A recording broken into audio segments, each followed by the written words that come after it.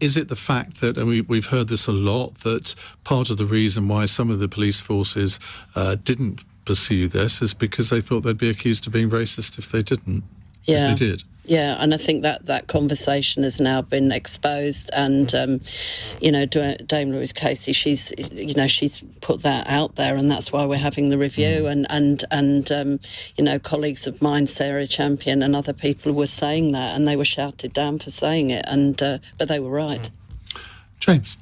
Yeah, I mean, in terms of the grooming gang specifically, there can't be any of the equivocation that we saw in some of those cases where the authorities essentially backed off because of what they would call cultural sensitivities and the like. I think when we talk about integration, and I do think I am a supporter of multiculturalism, but when we talk about that and integration, we also have to have a universal standard, and we also have to exert our own values that women are equal members of society alongside men, and we don't view them as second-class citizens as some more backwards cultures in the world unfortunately do.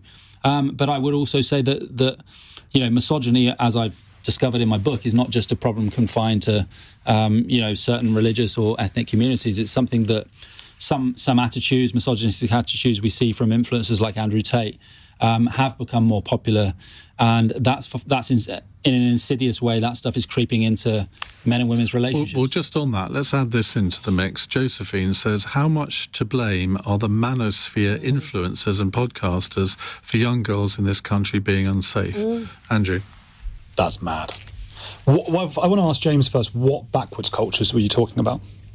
I mean, tribal cultures from parts of Pakistan, elements of Islam, interpretations of Islam. But again, I wouldn't say it's just that. I mean, we can look at the Catholic Church as well and say that women have been, and boys have been horribly abused by that, but then I wouldn't go around blaming that on individual Catholics. So I think it's complicated, but I think it's the authorities have a duty to treat everyone as equal under the law and to pursue complaints regardless of so-called cultural sensitivities. Can I just say about the manosphere? Sorry. I want to hear from Andrew first. Yeah, sorry. Yeah. Well, this was this whole thing around adolescence, this idea. I mean, and I do get that there are issues with the whole manosphere thing, but we have to think, I mean, why did Andrew Tate convert to Islam? Why do you think he did that? Opportunistically yes. But it's the same way. Why does he say stuff about Palestine? Like, obviously he doesn't care about that. No, sure, but it's opportunistic. So why was that an opportunity? Why was that a financial gain, which obviously we know that's what Tate is interested in, converting to Islam? I mean, it's a grift as far as I'm concerned. He's said lots of absurd things. But why would Islamists or people of the Islamic faith? No one who would that appeal really converted to Islam, though.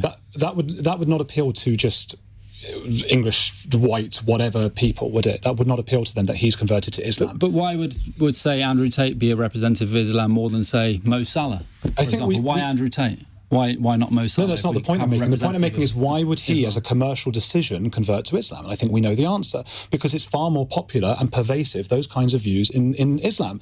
Now, we also see them in the Hasidic Jews, as I say. We also see them in Hinduism. If we need to say those, if I have to constantly qualify things so that people go, oh, phew, he's not a racist, he's saying it about all the cults and all the religions, fine. But this is one that has millions and millions of people in this country. There's tens of thousands of Hasidic Jews here. If there were millions of them, I would be saying, gosh, we have an Andrew Tate problem, because Andrew Tate would have converted to Hasidic Judaism, wouldn't he? He's converted to Islam. So we can't keep saying, like, we're still doing it. But Andrew Tate's appeal isn't predominantly to Muslims. It's so 80% of 13 to 15-year-old boys have heard of Andrew Tate, and a quarter have a positive view of him. And that's mostly kind of white English boys. It's a broad spread, basically. Right, we're running out of time. I'm going to hear from Alison. Yeah, thank you. If I just come in quickly, I think it was Josephine asked this question by text, and we haven't mentioned it, and I hope I'm all right to mention this but there is a point about the manosphere and girls feeling unsafe and Andrew Tate. We've not mentioned the horrific rise of pornography. Let's not forget that these poor girls, these victims, were just used by men as sexual objects. So the rise in pornography online and Andrew Tate talking about women and girls as just objects to be used as property is part of it, and it is used by influence and podcasters. The lesson from all of this, that you've even said this, the lesson was to stop worrying about being called racist for criticising a belief system. And that was the lesson from the grooming gang situation. We've just been asked a question about grooming gangs, and we've all managed to flip it over to the far right. Look how easily that happened. That's what was happening in the police for years, and it's happening right in front of our eyes again. When will we learn from history? Name it for what it is. And fine, if you want to call the other religions out, fine. I'm a secular person myself, an atheist. Far-right fundamentalist religions do not have a space in our policy and in our country. I mean, they can be here in our country, but they cannot be changing our laws to suit their, as you said, backwards ideologies.